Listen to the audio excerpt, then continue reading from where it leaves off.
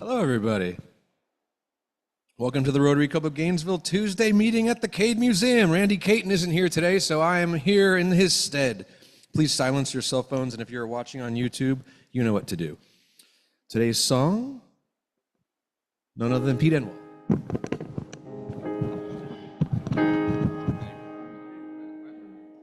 So a man and a woman were at a party, and so he told a funny joke, and she laughed and smiled. And he said, "Boy, you know, every time you smile, I just want to take you to my place." And she said, "Is that some kind of pickup line?" He said, "No, I'm a dentist."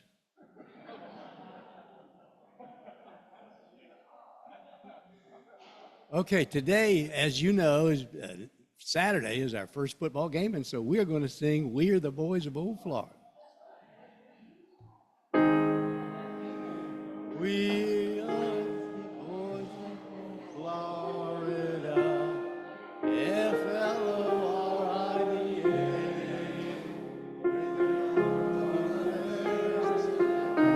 The squarest in anything down our way.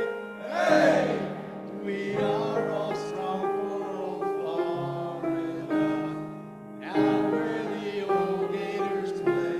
Go Gators! In all kinds of weather, we'll all stick together.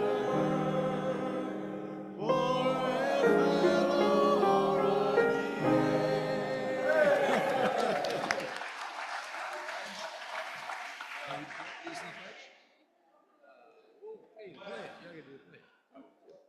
Would you join me in pledging allegiance to our flag?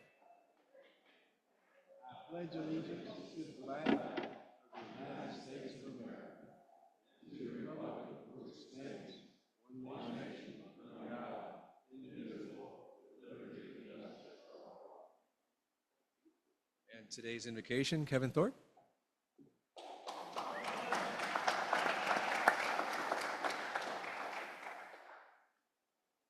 Good afternoon.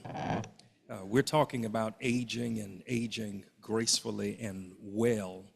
My aunt Maybelle and her husband Roy Chester had their first child at 75 years old. We were very concerned about their well-being. We went over to visit the baby the first week that he was born, and they said very quietly, "Our baby is sleeping. You can't wake him." We said, "Well, we'll come back in an hour." We came back in an hour. They both said, "Our baby is sleeping. You can't wake him." He said, "Your baby's been sleeping for quite a while. We'll give you another 30 minutes. We came back. They said, "Listen, our baby is sleeping. You can't wake him. But the whole truth is, we don't remember where we put him." May we pray. Lord, we are thankful for this day. We are thankful for all that it means.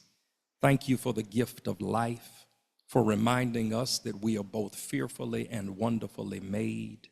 Thank you for adding to not only the quantity of our years, but the quality of our days, weeks, and months.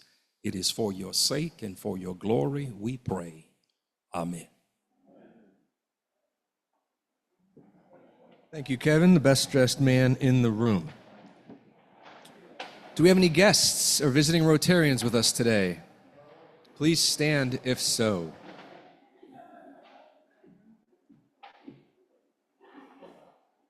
Do you need this mic? Guy? You want to take the mic, Guy?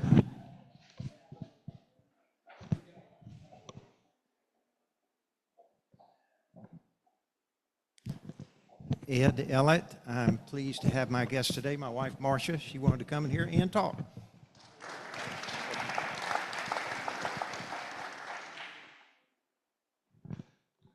Carlos Mazetu, and my guest is Madiha Philo, who's just arrived from the Seychelles to start a Fulbright in the College of Business at UF.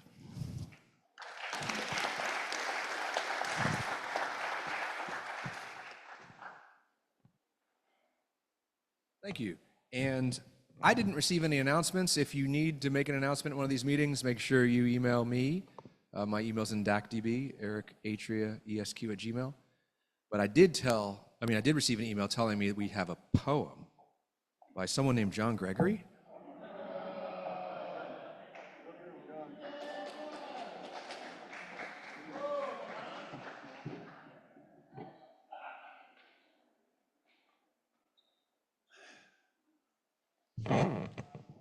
This program is called, I'm sorry, this poem is called Banking on Labor Day.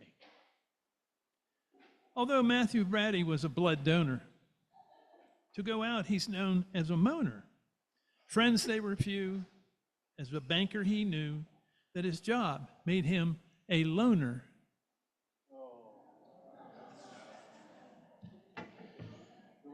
As a judge, Monaco had his say, but several cases had blown his way. When Toby would take a break from his labor, he'd truly ache. He knew it was really a trying day. The store he owned, it really was tough. Taxidermy, he knew, really was rough. But the spirit from above had him do it from love. And he really just had lots of stuff.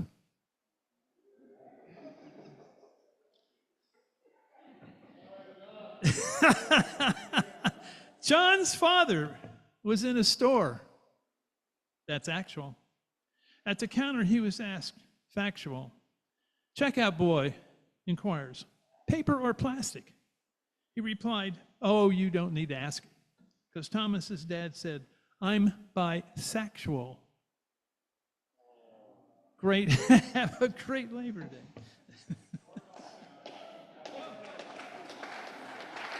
All right, John Gregory. Somehow we keep letting him back in this room.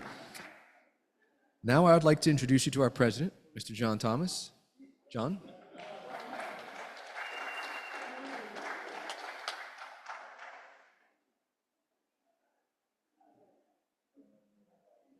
Well, good afternoon, everybody. I'm excited to see you this week. I'm sorry I couldn't be here, but I heard that Jenna did a great job, so I'm glad that you were in good hands. Just a couple of things real quick. I want to thank everybody who went to RLI last weekend. Jenna, Guy went, as well as Linda. I think it's super important. It shows their commitment to the club and to Rotary. There's a couple of things I want to discuss. You know, we have lots of committees in this club, and one of the core tenets of Rotary is service. And our community service board, which is really, you know, kind of our service projects and all that stuff, needs some new members. We also need a ringleader to kind of head that up. So if anybody's interested in that, and that doesn't mean that you would have to be at all the different things that we do, but if you could just help organize that or want to be a part of it, please let me know. One of the things that we've done in the past, and I organized it last year, was doing dinner at the Ronald McDonald House, and I definitely would like to do that again. And happy to participate, but I don't have time to plan it. So if somebody out there wants to help with that, I would love to do that as well. So please see me after the meeting about any sort of committee or service you would like to provide to the club, because we are more than willing to take your help. And with that, I'll have Eric introduce our speaker.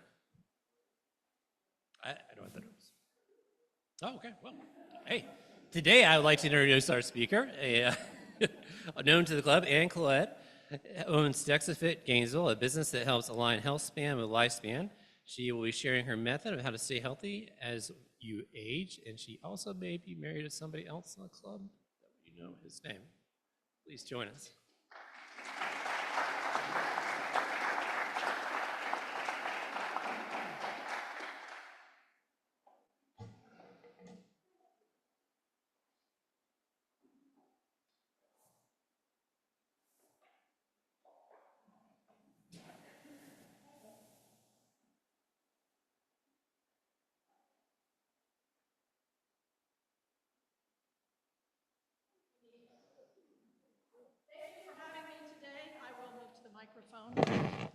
Just so you can hear me, but it's a great pleasure to be here. I am a former Rotarian, a former member of this club from the early 2000s, 2000 to 2005. And then a few children arrived, and it really wasn't convenient for me to come to Rotary on Tuesdays, but have always been a big fan of Rotary, and of course, Tom being a member. We actually met at Rotary, Monday Rotary, many, many moons ago. So very thankful to be here and thankful to talk about one of my favorite topics, which is about being healthy. And so I think many of you know our family story that our son William was diagnosed with leukemia 8 years ago now, and fast forward, he's thriving and doing so well in life. But during that journey, I became very immersed in wanting to understand how we could best support him being in therapy and in treatment, and how we as a family would be able to just help him to get the best outcome, right? We live in an amazing community with outstanding health care that surpasses much of what's going on in the world. And they did an excellent job of curing William of cancer and many other people. But something that our overall healthcare system is very good at is helping sick people. What they're not that great at is keeping people healthy, right? That kind of falls to us. And so during that journey, I wanted to find out how could we best support him. And I became a voracious consumer of books, podcasts, videos, things that really helped us to make adjustments in our family's habits to live healthier lives. And as we came out of that season in our lives, I run another company, and I decided, I have an entrepreneurial bug and I would like to pursue something in this health and wellness space. And so I came across this opportunity to open DexaFit Gainesville. And DexaFit is a company that specializes in helping people, I like to say, own your health before your health owns you. Because, we are all aging, whether we like it or not. I loved the prayer, Kevin, about it's not just the quantity of our years, but the quality of our years. That is such a truthful statement. And what I'm focused on is helping people have their health span match their lifespan, right? We all know what a lifespan is. It's how long we're living. But our health span is how long are we healthy over the course of our lives? And so we want to match our health span with our lifespan. And how do we do that well? Okay? When we look at what's going on in our lives, and certainly as we age, we have a population that is facing chronic disease. In fact, 6 in 10 adults just in the United States have a chronic illness.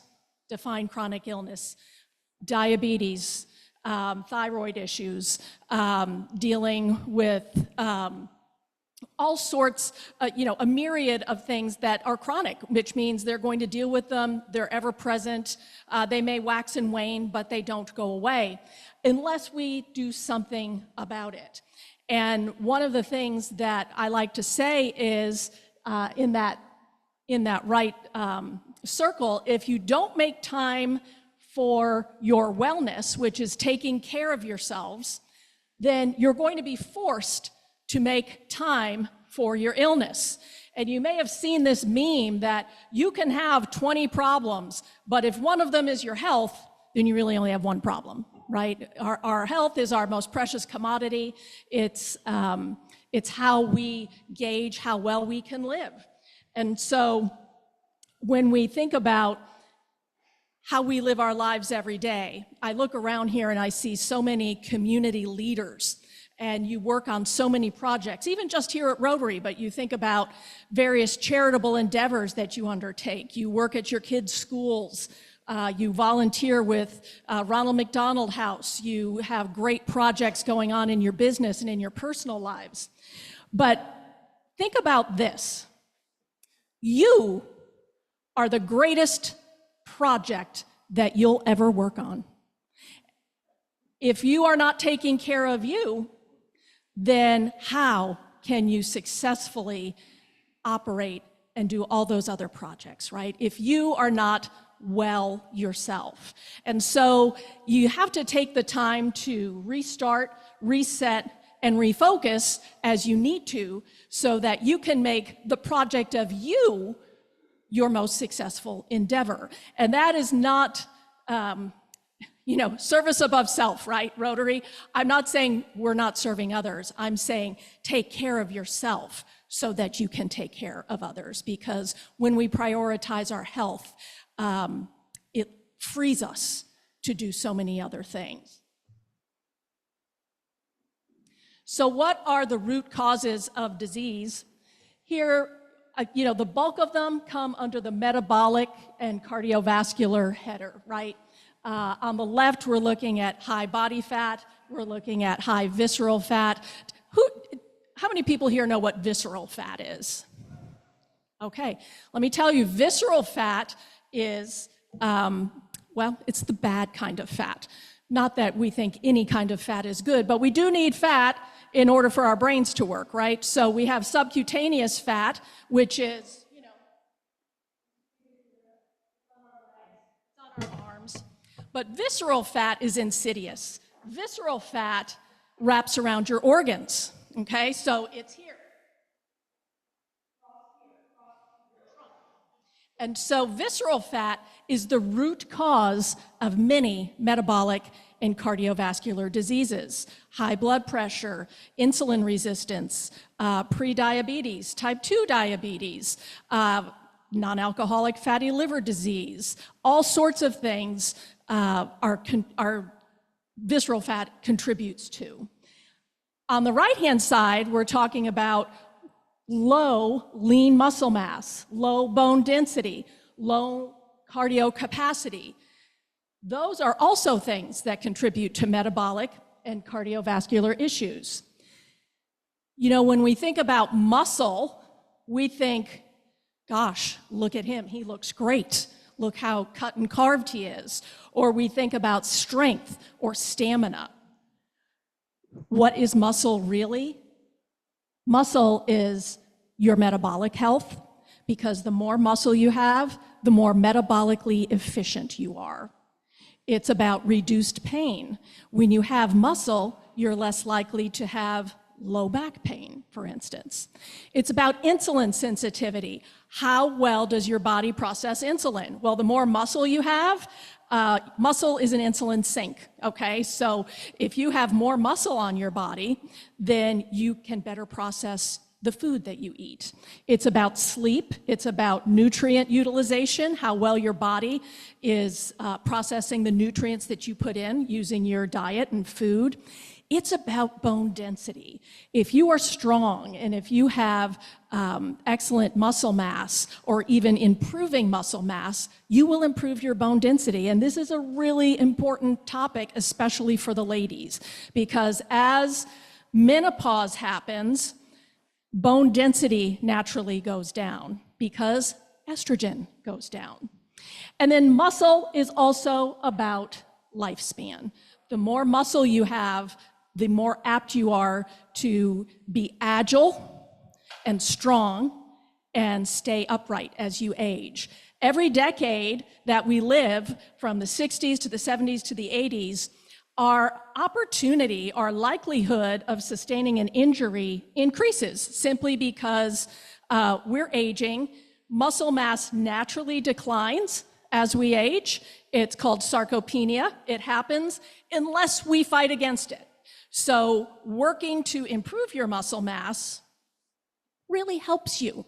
It helps you with all those things I just mentioned, but first and foremost, it keeps you agile so that it could potentially prevent you from tripping. It might keep you upright. It might keep you strong so that if you do trip, you have better bone density and maybe don't break that hip or break that femur or break your wrist. So muscle matters. It's one of the most important things as we're aging to keep an eye on, okay? And so I like to say this, what does it mean? I like to say, own your health before your health owns you. Well, what does that mean? It means that our physicians are very good at helping us when we're sick, as I mentioned earlier, but you have to own your wellness. And there are multiple ways to do that. Tracking, I see a lot of Apple Watches out there in the audience. So, you're probably tracking your steps, you're tracking your heart rate, you're tracking your sleep. That is great. Keep up with your labs. Once a year may not be enough, depending on if you have some that are out of the normal range. You want to measure those more than once a year. However, if in a traditional medicine setting, they're going to have you measure it once a year. So it's up to you to say, no, I'm going to make some changes to my lifestyle and I'm going to come back in 6 months and I'd like to test those again. And in fact, there are multiple places you do not need a doctor's order anymore to order your labs. You can order them yourself. So you don't necessarily have to count on a doctor's appointment to go ahead and get some labs done for yourself. Nutrition. What's your nutrition like? Are you eating a whole foods diet? Our diets drive so much of our health. Processed foods, especially ultra-processed foods, that's anything that has like an expiration date of 2 or 3 years from now, that means it's not healthy for you. When you look on the side of the box and it's got 14 ingredients, that's an ultra-processed food. So it's not very hard to determine what you should and should not be eating. The hard part is making the choice to eat it or not, right?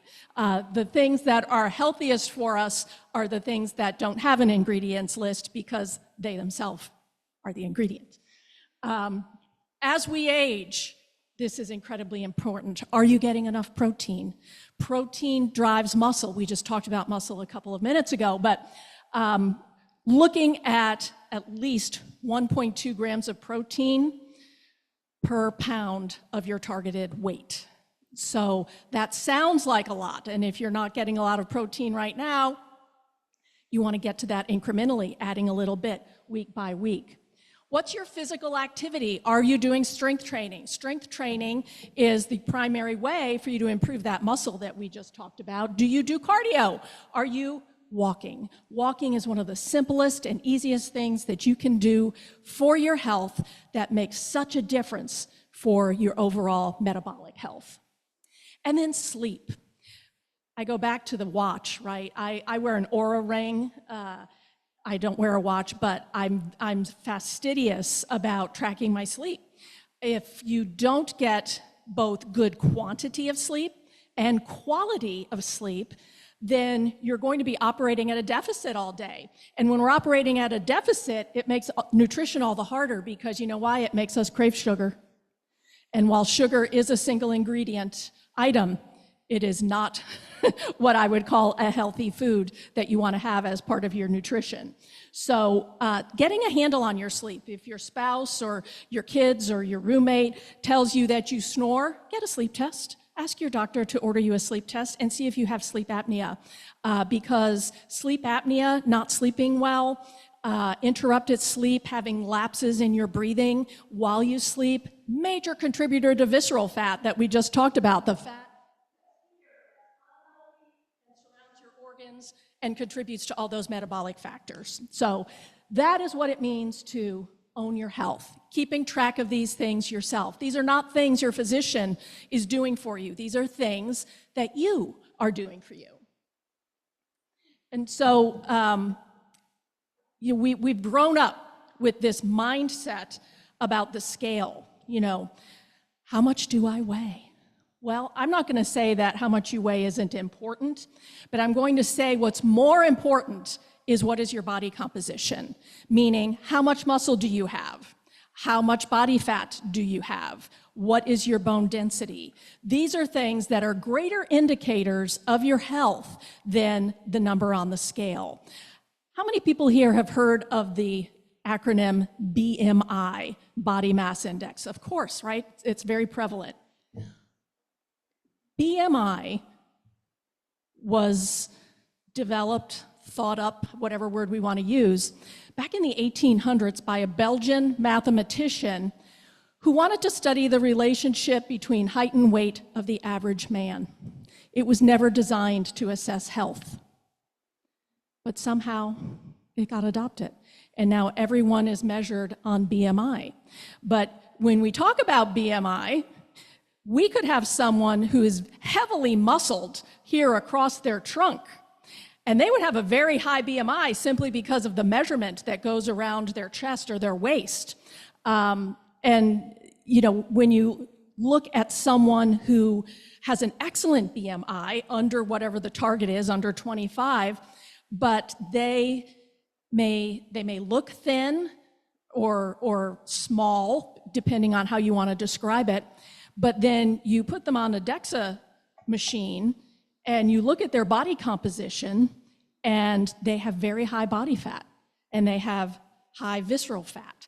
And so BMI is not a measurement by which you want to judge your overall healthiness, okay? Body composition beats BMI, body composition beats the scale.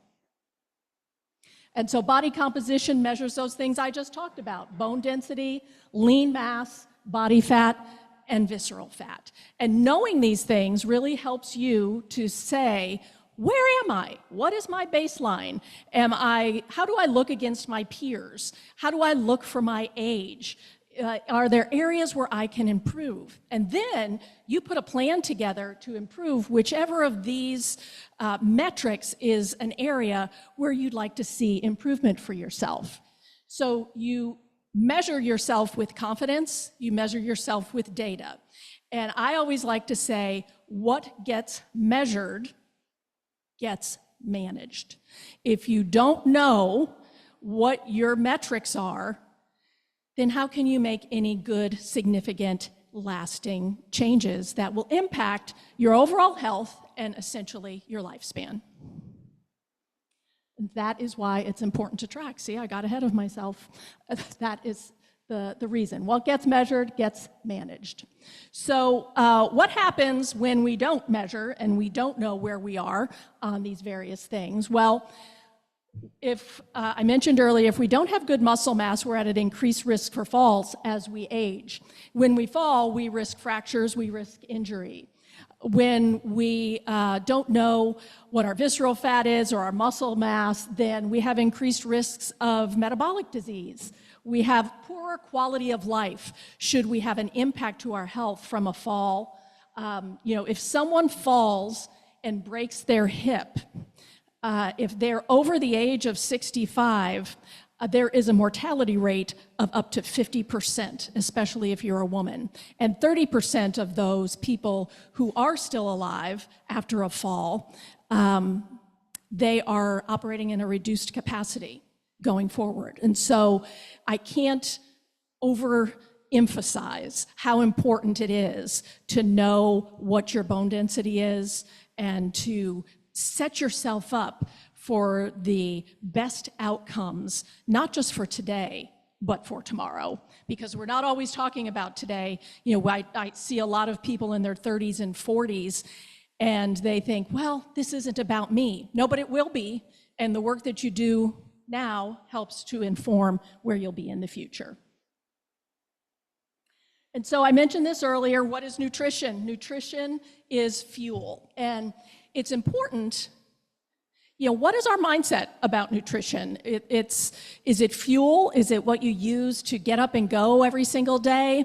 Or is it reward? Or is it mindless? Many times we eat mindlessly because, well, it's time to eat, or this is what's here. And so how do you shift your mindset to look at nutrition as fuel? Talking about protein a couple of minutes ago, thinking about, okay, I need to add more protein. Maybe that's a shake, or maybe it's adding more beans, because beans, while not only high in fiber, are also high in protein. You are able to put yourself in a position that creates an environment. And these are all just small, incremental change over time, but you can choose your medicine. You could choose your food to be either medicine or poison. What are you putting in your body? Because what you put in your body determines your outcome.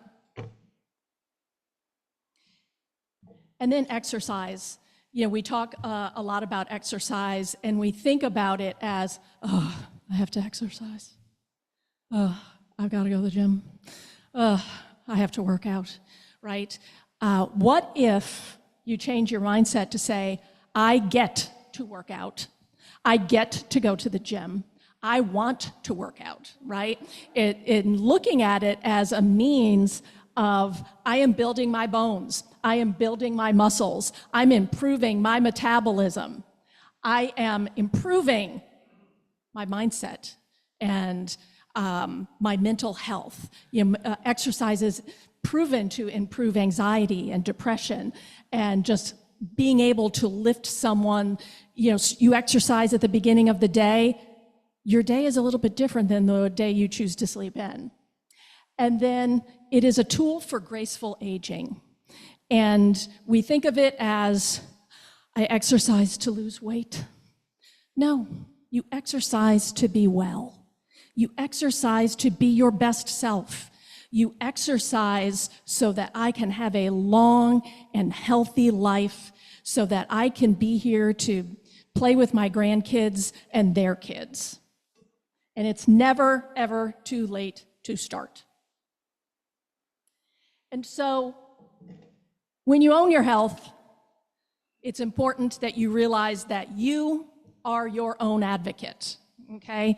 So that means you know your history. You have to stay on top of the things that, the health issues that are part of your history, part of your family's history, right? Because some things do pass down from generation to generation. You schedule those regular checkups and stay on top of testing, and then ask important questions. Being an active participant in your health versus a passive one. We are meant to engage with our medical professionals who are in our lives. They're there to advise us with our questions and our concerns. So actively participate in that, and then keep track of things. Wear your watch, wear your Oura ring, take your blood pressure at home. Keep up with things so that you can stay on top of changes. Because when changes happen, it's whether for the good or the bad, then you can engage at the way you have to. So if you see your blood pressure going up, then that's a call. Let's get with the physician.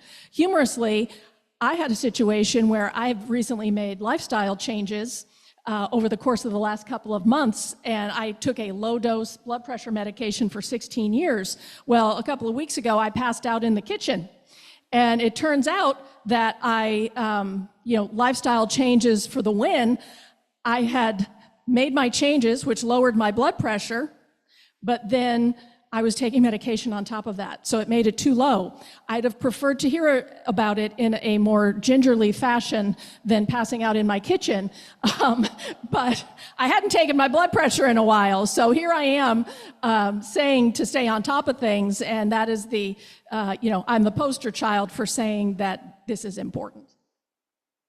And so we think about, this is a lot of information, right? We're talking about exercise, we're talking about nutrition, we're talking about tracking. It's hard. It's a lot of things to keep up with. But ask yourself, what are the small changes that I can make today? And we talk a lot with our clients about habit stacking, right? You can't go out and try to do 5 things at one time, make 5 different changes in your lives. Pick the one that you think you can most successfully navigate and do that one first, and do that for a week or 2, and then fold in the next one. Stack a habit on top of that first one. And then when you get that second one down, then take the next one. And there are very small tweaks that you can make to your lives that will have a long-lasting impact to your health. For instance, soda. Taking soda, replacing it with water or unsweet tea. Those of us who have desk jobs, don't just sit at your desk all day. Get up, set a timer on your watch or on your phone that after you've been sitting for 45 minutes that you're going to get up and take a quick walk around the parking lot. Or there have been studies done that if you do 10 quick squats at the top of every hour, you are significantly impacting your blood sugar. So if you don't have time to take a quick walk around the block, then get out of your chair, do a couple quick squats, and get back to work. Focus on your sleep. Sleep is so impactful to our overall health, and it's so influential to metabolic health specifically. So aim for at least 7 hours of sleep per night.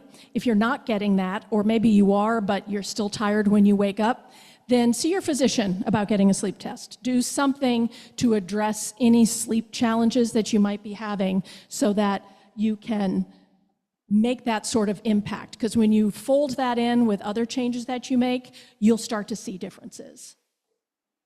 And so, in conclusion, I would say healthcare is not well care, and that is with a great nod to our amazing physicians in this town, and I think they would tell you the same. You have to take control of the things that you can manage and track the things that are important. And when you do that, you are making a positive contribution to the prevention of chronic disease in your lives. And it's all those things that we talked about: checking your body composition, checking your labs regularly, being proactive and scheduling things yourself. Don't wait for your doctor's office to call and say, you know, we haven't seen you in a while. We need you should probably get some labs done. You know, get in there, know your schedule, take care of it yourself. And then set small goals, small achievable goals over time, and track your results, because it's amazing when you see the progress that you make over time. So educate, advocate, be proactive, and then find community. It's a lot more fun when you're doing it with people who live the same lifestyle and believe the same things that you do. I have friends, and we talk about our sleep scores in the morning. We walk, how many miles did you go to strength training this morning? And those are the sorts of things, when you have someone to walk with you on that journey, then that makes it fun, and it holds you accountable as well. So when you own your health, you increase your health span to match your lifespan.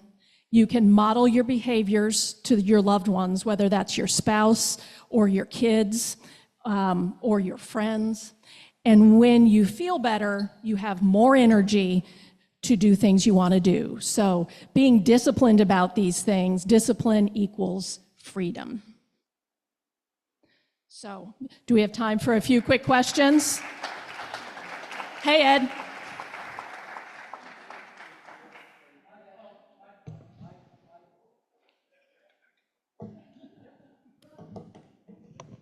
Ed Ellett, is there a test for determining visceral fat? Yes, the DexaScan measures visceral fat. It tells you exactly how many pounds of it you have. It's imaging.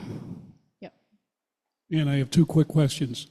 I do the cardio once or every other day. Yes, I know. I see you in the neighborhood. Yes. You're impressive. Thank you. But I only do the weights once a week, about 12 machines at the gym. Is that once a week okay with weights?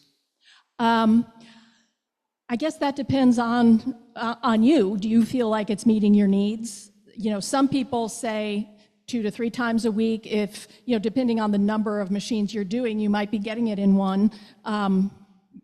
Get a DexaScan and we can tell you how it looks. All right. And then the other question is, for the last few months, we've been using this app at Publix where you can scan the different foods. I don't know what you think of it. It's called Yucca.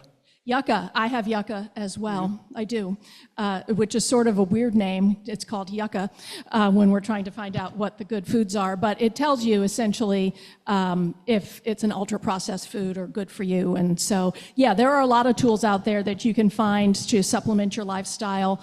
I've tried many of them. And I like to say, use the tools that you have, but don't become overwhelmed so that the tools are managing you. And Bill Stasowitz, I'm much more impressed with your husband now that I've known his wife.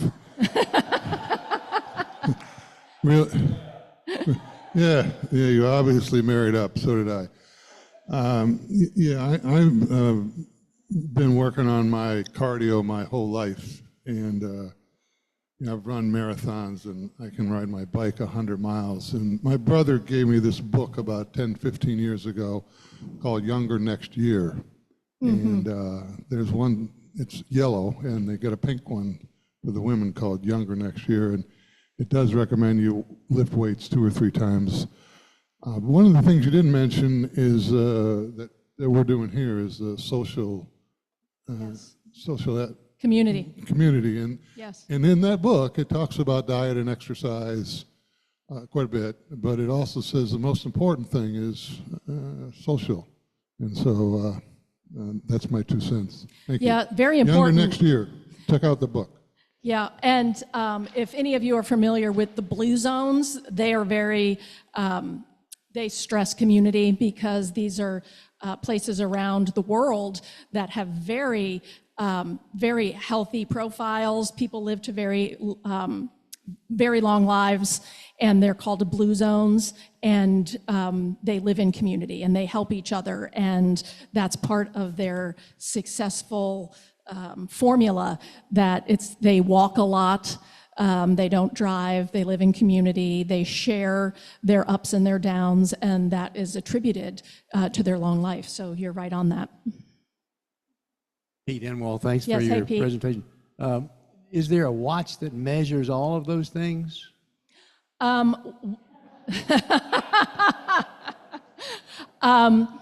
You know, the tools that are out there are consumer tools like the Apple Watch and the Oura Ring and the Garmin and things like that. They can help measure sleep, and they can help measure your steps and things like that. Diagnostic testing is best to be able to get exact measurements for body composition, meaning body fat, visceral fat, bone density, et cetera. There aren't any consumer tools per se that measure. And if someone is selling you something like that, then I'm not very confident in the results. Any more? Thank you very much. It's a great pleasure being here.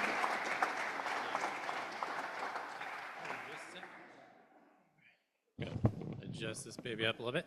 And thank you so much for coming today, and it's appreciation for speaking with us. We're going to make a donation to the foundation in your name. Yeah. Thank you, Ann.